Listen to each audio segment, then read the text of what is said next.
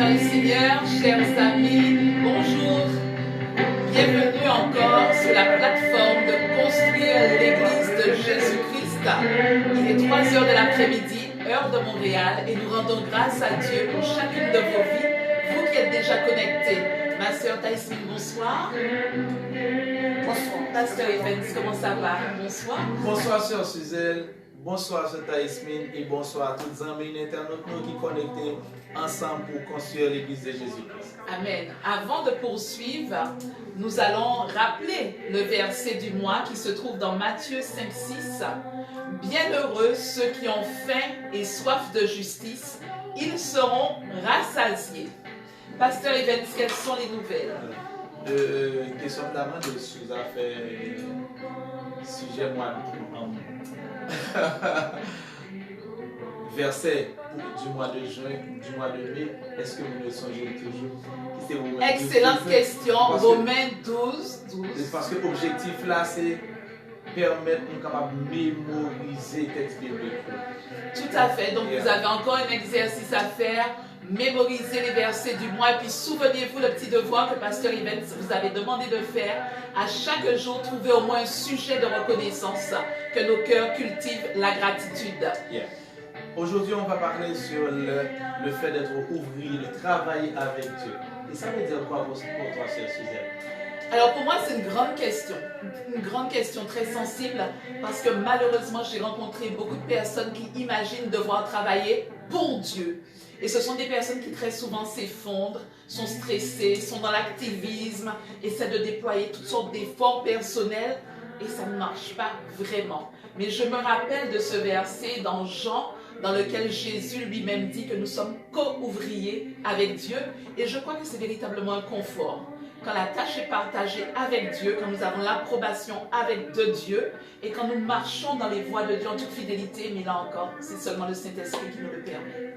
Il y a un professeur qui a expliqué ça de manière merveilleuse pour moi et je reste encore avec l'image aujourd'hui. Il a dit que le travail avec Dieu, nous comme ouvriers, en tant qu'ouvriers avec Dieu, ne fonctionne pas de la même manière que ça fonctionne avec le système du monde. C'est clair. Dans le monde, vous avez reçu tout ce qu'il faut faire et vous pouvez partir en mission pour 5 ans et retourner avec un rapport rassurant de tout ça. Ça, c'est travailler pour. Pour. Exactement. Okay. Comme à la banque, j'étais directrice de banque, donc j'avais une feuille de route, une description. Mais ma hiérarchie n'était pas à côté de moi. Yeah. Je devais me débrouiller. Tu n'avais pas besoin d'une tierce personne à chaque moment, à chaque minute de la journée. À chaque étape du processus, non. Alors qu'avec Dieu, c'est tellement différent. C'est différent. On est ouvrier avec Dieu. Dieu ne nous dit pas, allez, faites ça et retournez afin que je puisse voir ce que tu fais là. On va ensemble, on travaille ensemble, on reste ensemble et on voit. Et c'est là où la dimension justement de l'effusion du Saint-Esprit de la Pentecôte prend tout son sens. La puissance que nous avons reçue en nous et avec nous, sur nous, pour aller faire l'œuvre de Dieu. Ce Saint-Esprit qui nous parle à chaque instant, qui nous donne des conseils, qui nous réconforte, qui nous encourage, qui nous guide, qui réoriente nos efforts, c'est extraordinaire de devenir intime du Saint-Esprit dans l'œuvre.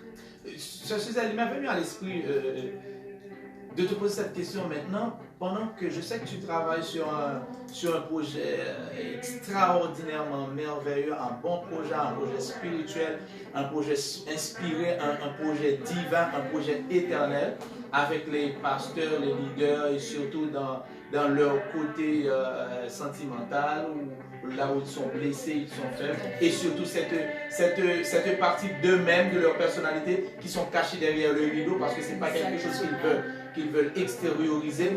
Est-ce qu'on peut pas, quel point être là?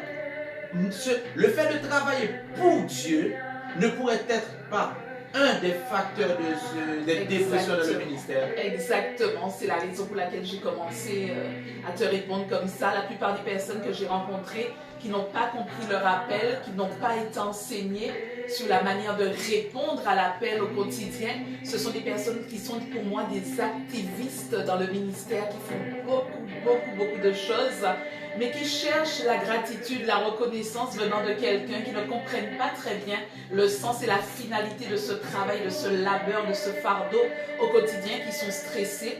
La plupart d'entre eux d'ailleurs sont sur le point de tout abandonner. Parce qu'ils essayent de faire par leur propre force. Mais quand tu comprends que tu travailles avec Dieu, c'est lui qui te donne sa force surnaturelle, c'est lui qui te communique son agenda, son rythme également, et jamais Dieu ne nous donne de fardeau plus lourd que ce que nous pouvons supporter au quotidien. Et ça, c'est extraordinaire de voir la transformation de ces personnes-là quand ce sont des pasteurs, des ministres, quand ils sont enseignés à recevoir la ressource, la présence du Saint-Esprit, la grâce, donc en clair, pour justement marcher au rythme de Dieu avec les conseils et dans le repos de Dieu. Ça, c'est une dimension étonnante, le repos de Dieu dans l'œuvre.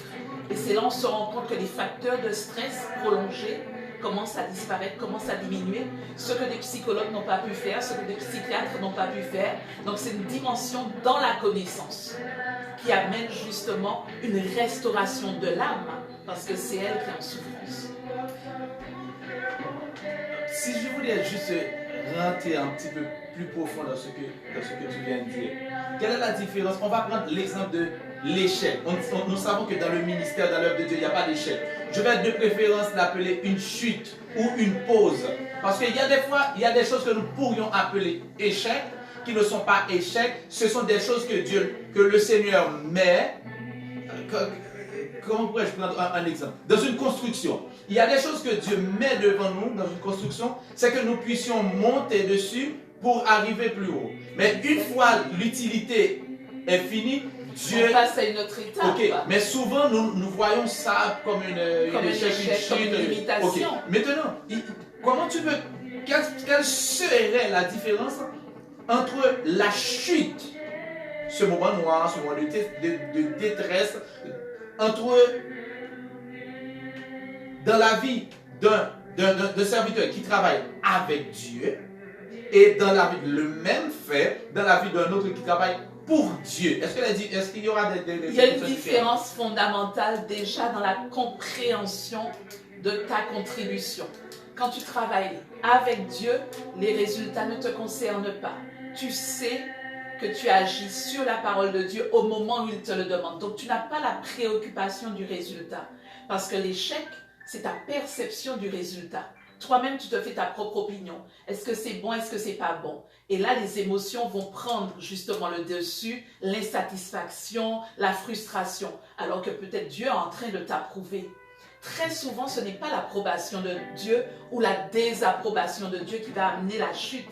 Non, c'est moi, les exigences que j'ai envers moi-même. J'ai des exigences. Les standards que je me suis fixés moi-même. Dieu n'est pas ingrat. Il ne nous impose pas un fardeau. Il ne nous impose pas un fardeau. Et c'est ça où nous devons entrer dans la mentalité du royaume. Nous devons changer de perception. Nous devons changer de représentation et nous assurer que le résultat appartient à Dieu. Tout ce qu'il nous demande, c'est d'obéir à chaque jour à ses instructions. Et il dit lui-même, mon fardeau est léger, mon joug est léger, mon fardeau est doux. Tu viens recueillir les instructions de Dieu. Pose seulement l'action qu'il te demande. Ne cherche pas le résultat. Malheureusement, et ça je vais faire un lien avec le monde de l'entreprise, malheureusement on va retrouver dans l'Église des standards de performance que les entreprises séculières ont déjà annulés. Parce que les entreprises se sont rendues compte que les chefs d'entreprise sont trop stressés. Ils cherchent le nombre. Ils cherchent la quantité, ils cherchent vraiment la performance en chiffres. Le monde de l'entreprise a fait marche arrière sur ça. Aujourd'hui, le monde de l'entreprise cherche une performance en qualité. Et c'est exactement ce que la Bible nous demande. La qualité et la durabilité des efforts que nous avons fournis. Donc l'Église aussi doit absolument accepter que la performance, ce n'est pas le nombre de fidèles, ce n'est pas le nombre de points d'implantation, non. C'est absolument pas ça. C'est la transformation des cœurs et des vies, ne serait-ce que de la seule brebis que Dieu t'a confiée. Yes. Wow. Moi, j'aime ça. J'espère que nous sommes que il y a un monde là qui a fait suivre la présentation ça qui s'est construit à l'église de Jésus-Christ. Ou prend ça. J'espère que le Saint-Esprit, bon Dieu, fait ça, vérité, ça rentre comme une flèche dans le cœur. pour faire deux travail. Premièrement, pour faire un cœur, pour le saigner, pour que tout stress sorti, toute dépression sorti, pour que toute surcharge sortie. Parce que le ministère n'est pas une croix. Quand Jésus parle de croix, ce n'est pas un sacrifice, ce n'est pas un calvaire. Ce n'est pas un casquette chinois. Non. Le ministère, c'est quelque chose que Dieu nous donne à faire avec notre cœur. C'est quelque chose, c'est un plaisir. C'est vraiment ça, Pasteur Even, c'est la dimension du cœur. Parce que dans le ministère, Dieu est plus intéressé par la transformation de nos propres cœurs, nous qui sommes ouvriers, plutôt que du faire.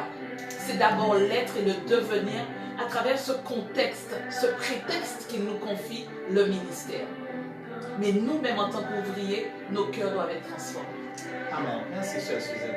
Donc, avec parole ça, nous pouvons aller réfléchir sur parole de Dieu. Un dernier conseil pour nos amis qui étaient en train de travailler pour Dieu pendant 5 ans, pendant 10 ans. Ils ont travaillé fort. On doit le dire, chère Suzanne. Ils ont travaillé surtout pendant la pandémie. Ils ont dû réinventer la manière de communiquer la foi au plus grand nombre. J'ai juste un mot hébreu pour conclure dans cette petite mise en contexte. C'est là. C'est le mot qu'on va retrouver souvent dans les psaumes. Ça veut dire pause, repose-toi. Repose-toi en Dieu, repose-toi en Dieu. Et puis écoute le message vite. Nous allons lire 2 versets que nous trouvons dans le livre des Corinthiens. 1 Corinthiens 3, verset 6 et verset 9. 1 Corinthiens 3, verset 6 et verset 9. Qui ça allait dire? Ça c'est l'apôtre Paul qui a parlé. L'apôtre Paul dit, j'ai planté, Apollos a arrosé, mais c'est Dieu qui fait croître. Amen, amen. Verset 6. Verset 9 maintenant. Car nous sommes ouvriers avec Dieu. Vous êtes le champ de Dieu, l'édifice de Dieu. Seigneur, utilise ce moment pour bénir, pour construire ton église au nom de Jésus. Je vais diriger ma méditation, ma présentation. Je vais faire un lien entre le séculier et le ministériel. Parce que dimanche passé, nous t'ai parlé de qui ça a gagné, etc. Donc, on va sortir dans le confinement, sortir avec une nouvelle vision, sortir avec une nouvelle idée, etc. Mais, nous n'apprenons plus profond, toujours dans la même ligne de sujet, dans la même ligne là. Être ouvrier avec Dieu. Moi, je dis que le premier bagage m'a fait un lien entre le ministériel et le séculier. Être ouvrier avec Dieu. Je dois être et je peux être ouvrier avec Dieu dans le ministère et dans le séculier. Tout à fait. Donc,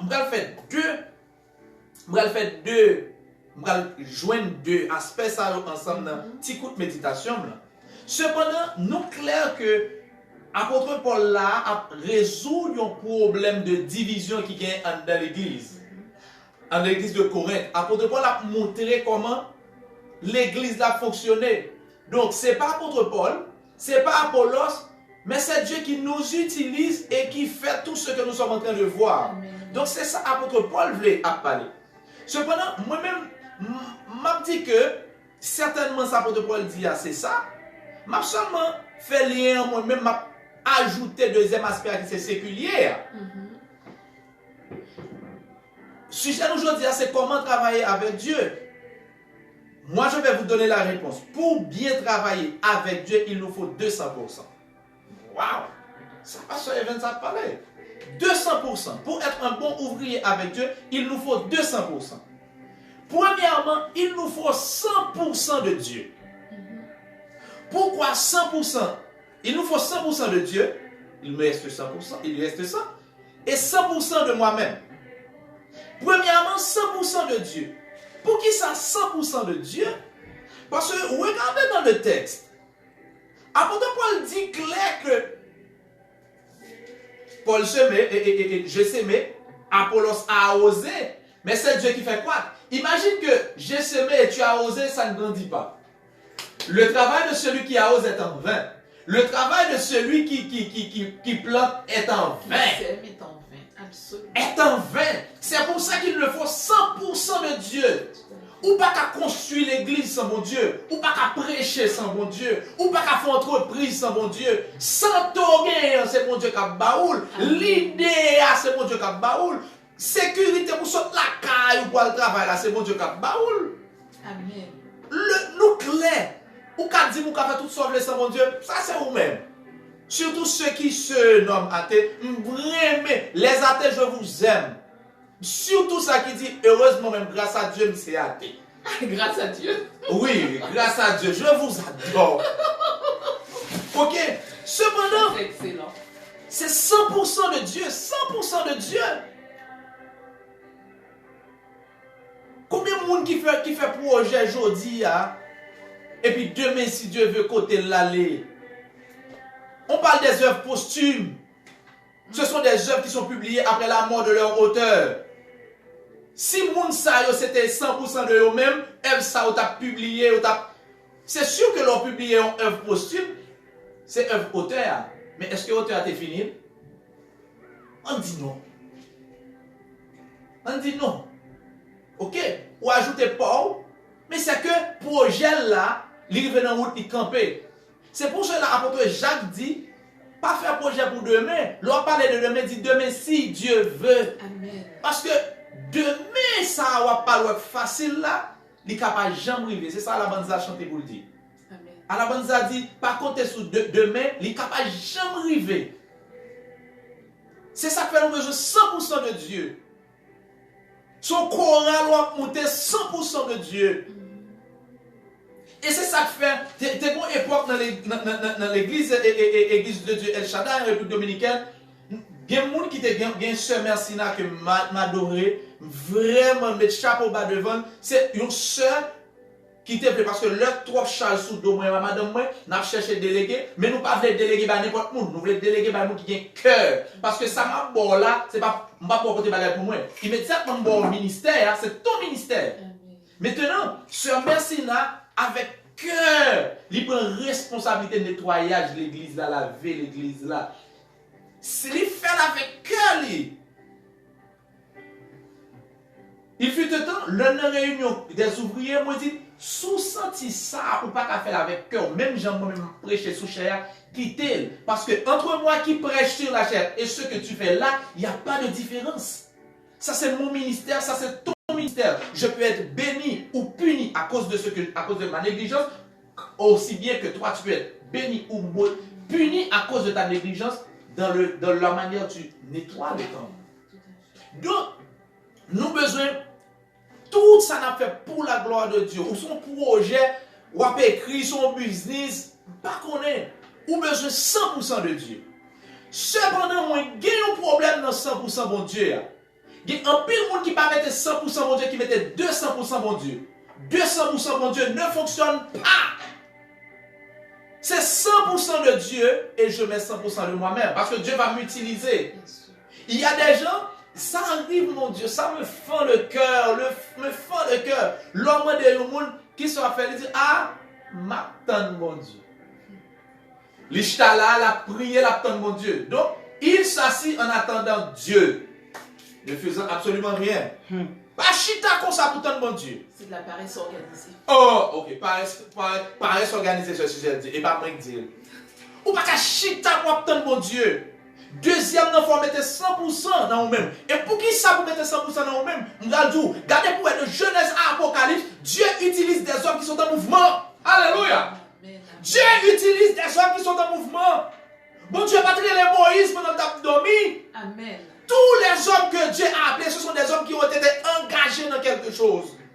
Ce n'était pas des paresseux. Dieu utilise des hommes en mouvement. Des hommes actifs, des hommes occupés. Donc, 100% de Dieu, n'oubliez pas, pour être un bon ouvrier avec Dieu, il nous faut 200%. 100% de Dieu, la deuxième partie, 100% de nous-mêmes. Nous devons être actifs. Dieu utilise toujours des hommes actifs. Des fois, il y a des gens qui peuvent dire, ah, ou pensez-vous qu'à commencer son business sans bon Dieu? Tu comprends? Il faut attendre Dieu pour commencer en business. Il faut attendre Dieu pour commencer à lire. Il faut attendre Dieu pour commencer à s'inscrire. Il faut attendre Dieu pour commencer à manger. Quand tu as faim, attends Dieu. Commence à prier, attends que Dieu te dise de prendre la cuillère pour mettre ça dans ta bouche. Tu as la clé, tu rentres chez toi, attends que Dieu prie, attends que Dieu te dise qui clé pour prendre pour mettre dans la porte là. Ok? Mettez 100% de vous-même. Maintenant, gagnons bagaille qui gagne. Est-ce que ça qu'arrive nous pas dans la volonté de Dieu? Oui, ça qu'arrive que nous pas dans la volonté de Dieu. Mais nous sommes actifs. Nous conseillons actifs, pas dans la volonté de Dieu, avec un oreille ouverte, avec un cœur obéissant. Et Dieu va te diriger. Dieu va te dire, non, tu es dans un mauvais chemin, tourne-toi. Et nous, ouais, ça c'est biblique. Apôtre Paul a prêché avec zèle, avec émotion.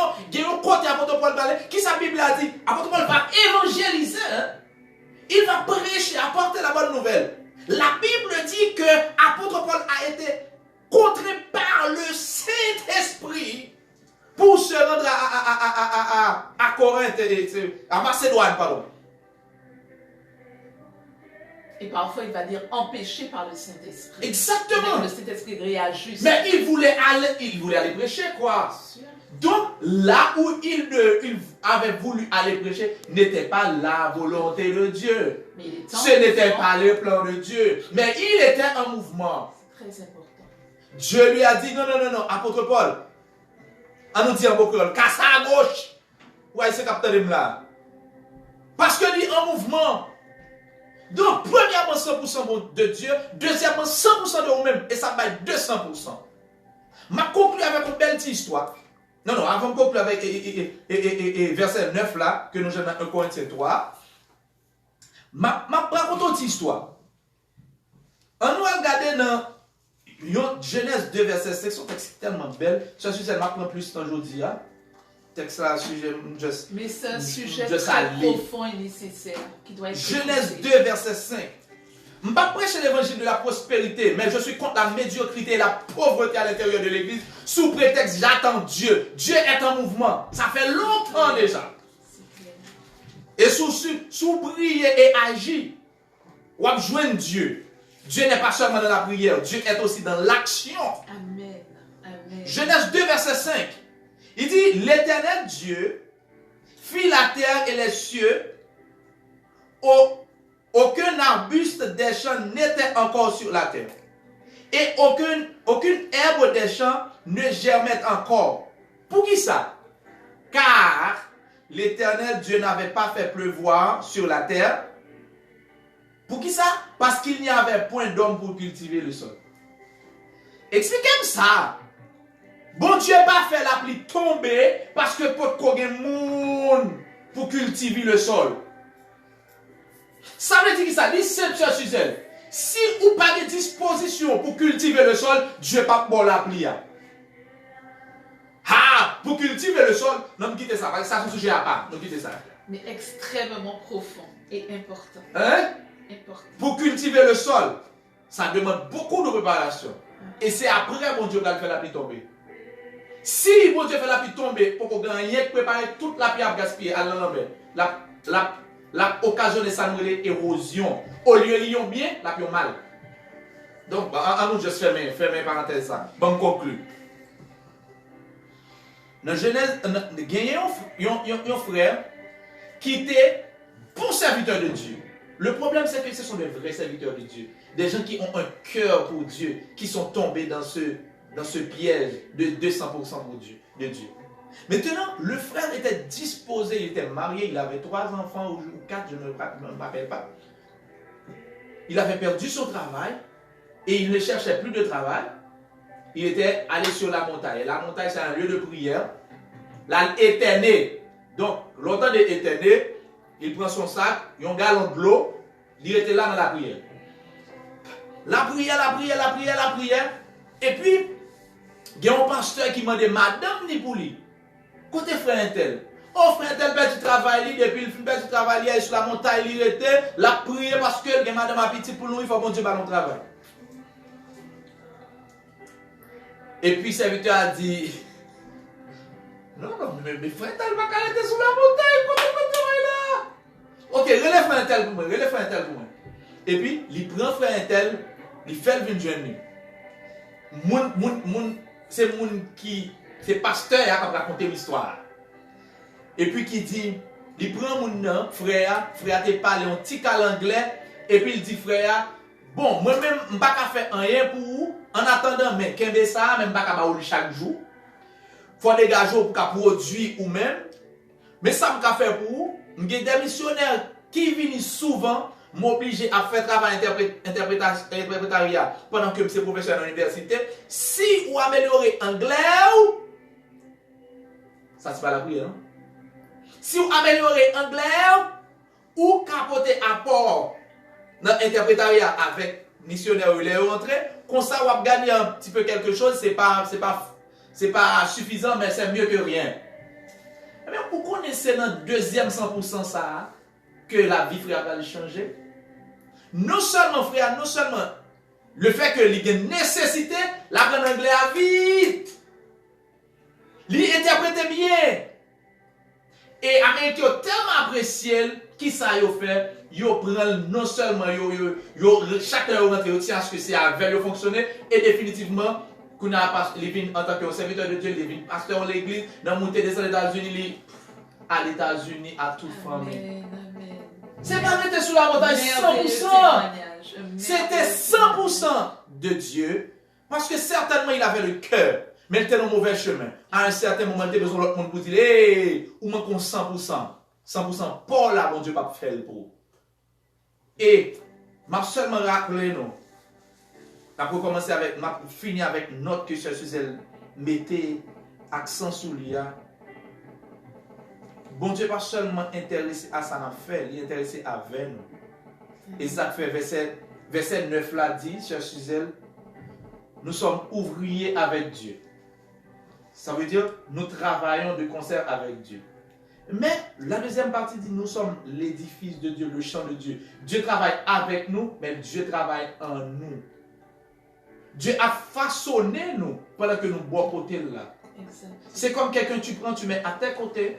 Ce n'est pas seulement pour t'aider, mais pour former son caractère. Exactement. Tu fais deux travaux en même temps. Et c'est exactement ça que Dieu a fait avec nous. Dieu veut que nous ouvrions avec lui. Frère ma soeur, quel que soit côté, nous avons souhaité que nous bon ouvrier avec Dieu.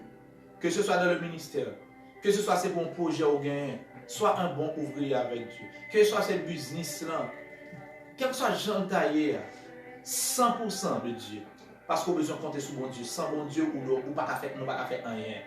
Mais nous avons besoin de deuxième 100, qui c'est 100% de nous-mêmes.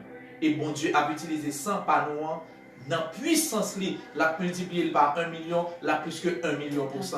Et m'a rassuré que 20 tempêtes, cyclones, n'a réussi au nom de Jésus. Alléluia. Au nom de Jésus, gloire à Dieu. Gloire à Dieu. J'applaudis parce que je sais que c'est un sujet particulièrement édifiant qui a dû toucher le cœur de quelqu'un. Et nous allons prier sur cette parole. Merci beaucoup, Pasteur Evans, pour la puissance de ces paroles, non seulement d'encouragement, mais d'enseignement. Parce que Dieu veut travailler en profondeur dans nos cœurs.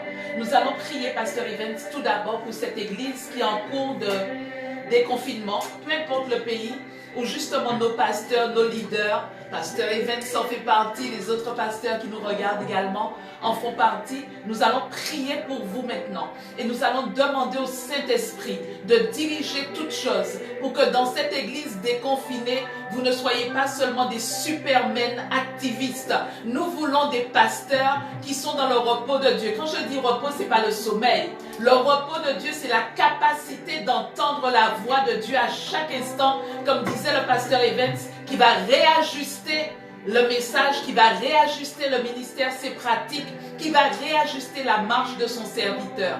Je parle d'une écoute attentive qui va produire du fruit dans le cœur de chaque pasteur pour que l'église déconfinée devienne à l'image et à la ressemblance de ce que Dieu veut pour son église. Prions. Seigneur, nous te rendons grâce pour cette parole que tu as fait brûler sur le cœur de ton serviteur, Pasteur Evans, aujourd'hui, Seigneur.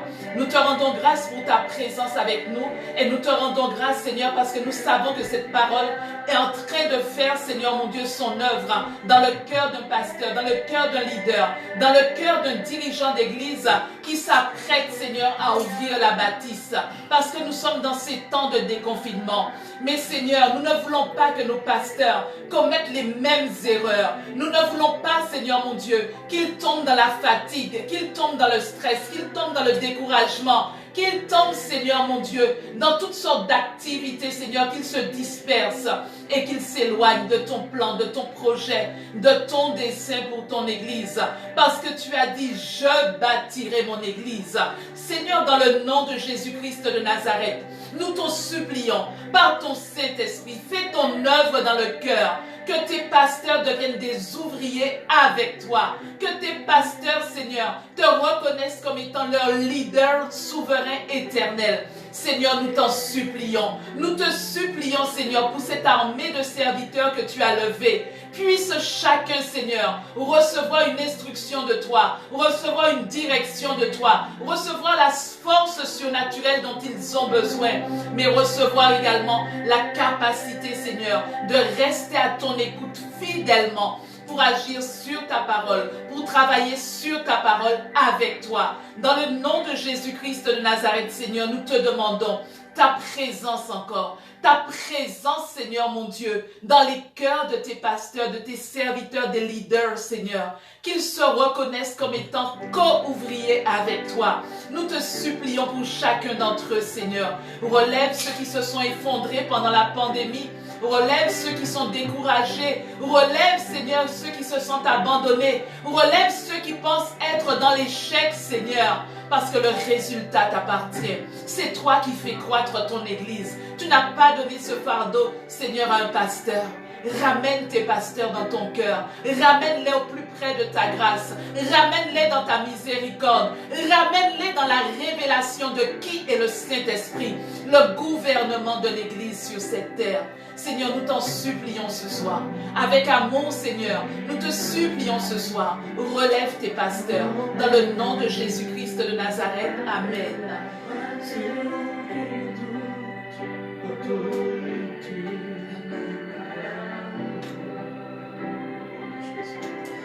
Nous allons continuer à prier au nom de Jésus. Nous allons prier pour la famille Joseph qui est frappée par le départ de leur premier garçon, Caleb, afin que le Seigneur console, bénisse et guérit les cœurs. Nous allons prier également pour ces leaders qui travaillent en donnant plus que 100% d'eux-mêmes. Ils sont vraiment dépassés par les événements, par les circonstances, afin qu'ils cherchent l'autre 100% indispensable qui est 100% de Dieu. Yes, c'est bien de nous donner à fond pour le ministère. C'est bien de nous donner à fond pour l'avancement de l'œuvre. Mais sans Dieu, il n'y a pas de réussite. Nous ne pouvons pas transformer les cœurs des gens.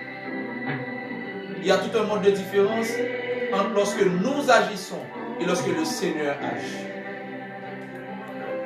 Nous devons chercher la puissance de Dieu, la main de Dieu dans tout ce que nous faisons. Nous allons prier également pour ceux qui donnent 100%, pour ceux qui comptent de 100% de Dieu, qui ne veulent pas bouger le petit doigt pour donner même 10% de même. Nous allons prier que mon Dieu souque pour lever, pour agir.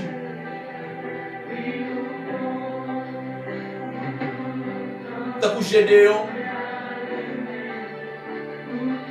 qui te dit, moi, t'es pipiti dans la famille, alors que mon Dieu est le vaillant héros, vaillant guerrier. Va avec la force que tu as. Délivre Israël de la main de Madian. Délivre Israël. Toi qui as ce cœur puissant de prière, lève-toi et la puissance de Dieu va te mettre en action pour accomplir des choses merveilleuses dans ton quartier, dans ta famille, dans ton pays, dans ta ville, au nom de Jésus. Au nom de Jésus. Seigneur Dieu, nous te prions au nom de Jésus. Nous te prions, Seigneur, pour ces pasteurs qui sont dépassés par les événements. Nous te prions, Seigneur, pour ces musiciens qui passent la nuit derrière l'instrument pour préparer le cœur d'adoration. Seigneur, qu'ils puissent passer également beaucoup de temps dans la prière afin que la musique transforme, touche les profondeurs des cœurs au nom de Jésus. Seigneur, afin que nous puissions être de vrais ouvriers avec toi. Pendant que nous travaillons avec toi, que nous puissions être ouverts, que tu nous transformes, tu nous formes, Seigneur, au nom de Jésus. Il y a des gens qui baillent tellement eux-mêmes, ils ont fado, ils ont presque jure, ils ont l'argent, ils ont le temps, ils ont la famille, Seigneur. Père d'amour, bah au sagesse pour faire équilibre ça. Bah sagesse au Seigneur pour faire équilibre ça. Bah sagesse au notre Dieu pour faire équilibre ça. Et qu'il y a des gens, Père d'amour, dans la minute ça, qui besoin de vision, qui besoin de révélation. Il y a une révélation pour agir. Il y a une révélation pour commencer à écrire un projet. Il y a une révélation pour commencer à contacter quelques monde qui réussit dans tel domaine pour apprendre de eux. Il y a une révélation pour commencer à acheter quelques livres sur ce domaine. Il y a besoin de faire carrière là-dedans pour apprendre plus.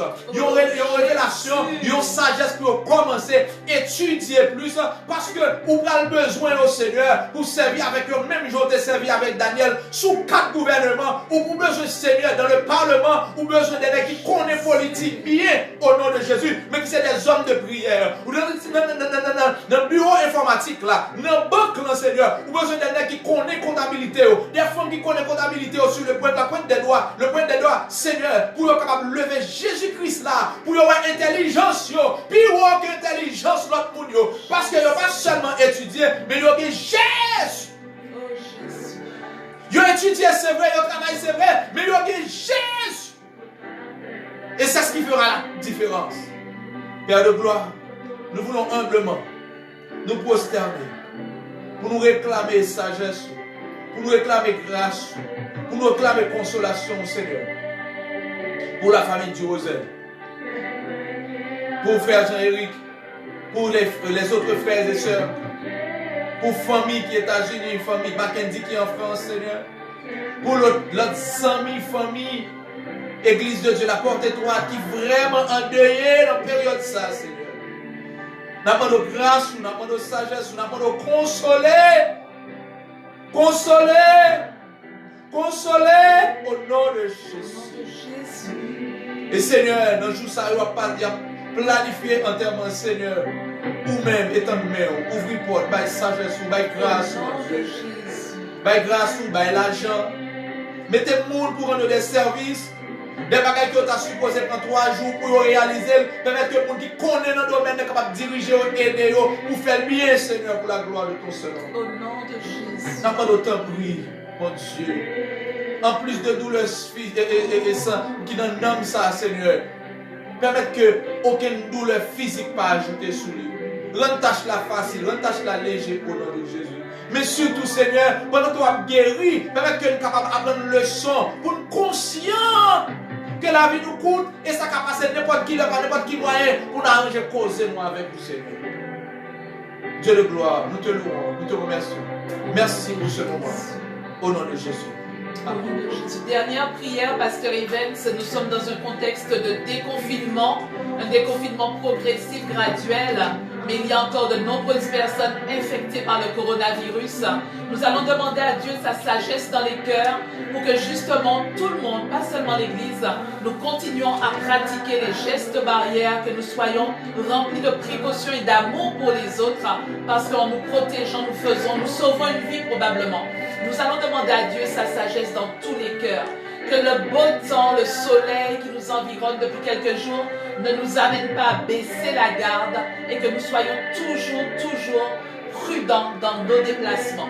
Seigneur, nous voulons te dire merci aujourd'hui, Seigneur, parce que nous croyons que nous sommes en train de passer dans une autre saison avec toi. Dans ta miséricorde, dans ta grâce et dans ta compassion, Seigneur, tu nous permets de traverser, Seigneur mon Dieu, et d'aller sur l'autre bord.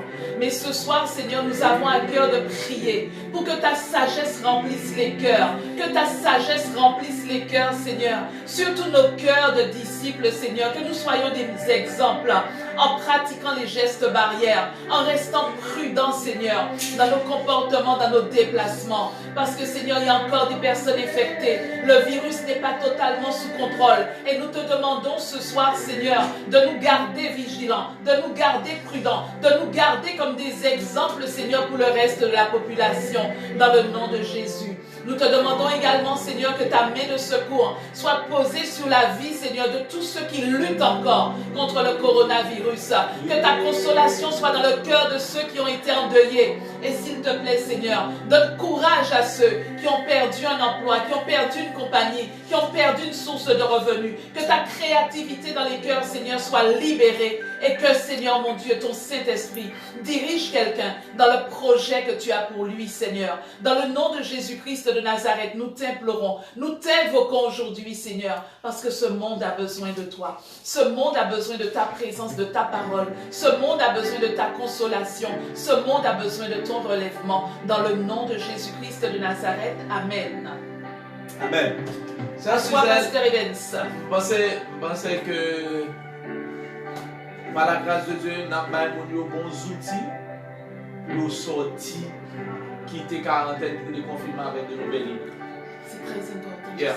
Donc, nous avons fini, nous disons merci parce que vous êtes là, mais dans la prochaine émission, nous allons recevoir, nous devons faire ça déjà depuis la première semaine mois de juin, mais nous avons fait ça jeudi si Dieu veut. Nous avons salué avant que nous disions ça, nous allons recevoir, jeudi si nous allons recevoir frère Valente qui te gagne un concours, fête des mères. Ça ne m'étonne pas, c'est saisi, c'est seulement des mères. Pour fête des pères, là, pas pour ne pas voter, dans le pays, moi, je me connais comme ça. Fête des mères, c'est gros bagaille. Même fête des mères, c'est gros bagaille. Mais fête des pères, même jour dimanche ordinaire, plus célébré que les fêtes des pères. Peut-être que dimanche jour fête des pères, on va poser question ça. On va faire live pour demander pour nous participer. Pour qui ça qui y a une différence ça entre façon de célébrer maman et façon de célébrer papa? Maman, nous méritons chérie, mais papa tout, on est sérieux. Hein? C'est l'équilibre. J'aime mon père, j'aime ma mère. J'honore mon père, j'honore ma mère. Fête des mères, si je suis capable de un cadeau, fête des pères, je suis capable de un petit cadeau tout. Et pour qui ça? Ok, peut-être que ça c'est une question que nous avons besoin de répondre dans le jour. Fête des pères. Entre-temps, nous avons remercié tout le monde, nous avons remercié la famille MCC. Nous avons remercié frère Valens, nous avons remercié frère Carmelo qui est toujours là. Frère Carmelo, j'espère que vous faites des pères et un cadeau pour vous-même. Tu es papa. Félicitations à frère Mackenzie qui est papa hier, madame a accouché. Et il est un grand garçon, que le nom du Seigneur soit béni. Et donc, nous avons rencontré jeudi, si Dieu veut, à 19h, heure de Montréal, heure de l'Est. Entre-temps, je vous laisse avec la sœur Suzelle dans la pensée du jour. Juste avant de terminer cette émission, effectivement, nous allons partager la pensée du jour. Je ne connais pas l'auteur, mais j'ai trouvé cette pensée extraordinaire hier soir. Dieu m'a inspiré de la prendre, de la saisir. La vie mettra toujours des pierres sur ta route. À toi de décider d'en faire un mur ou un pont. La vie mettra toujours des pierres sur ta route. À toi de décider d'en faire un mur ou un pont. Quelles sont ces pierres que la vie peut mettre sur ta route? Ça peut être un échec, une faillite, une rupture, un conflit. Ça peut être une déception, une frustration, ça peut être une séparation.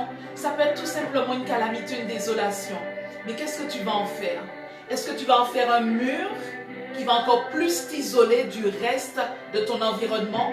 Est-ce que tu vas garder ce mur de rancune, de rancœur, de ressentiment? Est-ce que tu vas garder un mur, tu vas t'enfermer, t'isoler d'abord? Ou alors tu vas faire de ces pierres un pont? Un pont qui va t'amener à te réconcilier avec l'autre, celui qui t'a blessé, celui qui t'a déçu. Un pont d'amour donc, au nom de Jésus-Christ de Nazareth.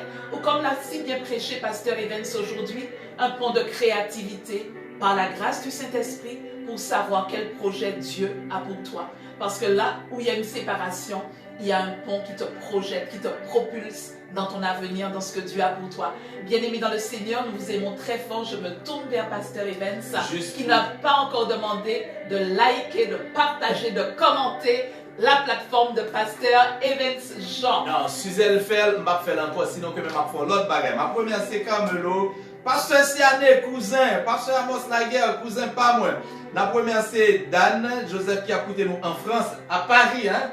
La ville de Suzelle. Depuis Suzelle dans les Paris, tous cheveux dans la tête qui campaient. Merci la famille MCC, Pasteur Wilson. Donc c'était un plaisir. Passez une merveilleuse fin de journée, un bon week-end. N'a croisé jeudi si Dieu veut pour une autre. À jeudi, on vous attend. Que Au le revoir Seigneur Pasteur bénisse. Evans. Bye bye, Bye bye Tasmin. Bye bye, Tommy.